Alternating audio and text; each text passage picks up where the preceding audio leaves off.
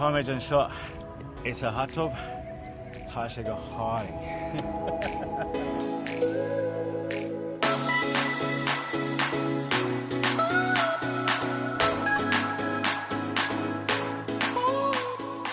Tá an bia go hálan, tá an blas ionta ag all together now. Dib mé poutine agus dib mé vegan queen. Tá mé bint an tanmh as an Fhéile. Agus tá aimsir go hinnta.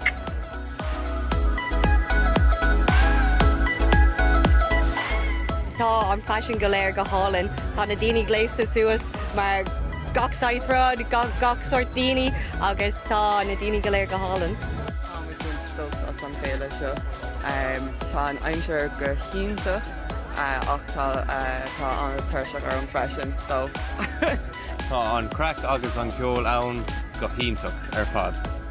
Is even lom an festival sin tá an Cheoil house agus an spoken word. Yeah, tá sé house.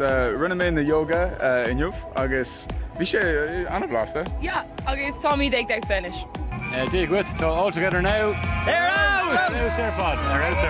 Tá mí an seo ag cúnga forlóga ag buin an tanmhas an deir seachna tá an cuioinnig spulpa na glucha agus tá mí an seo le cúpla cóide agus tá stag dú a going.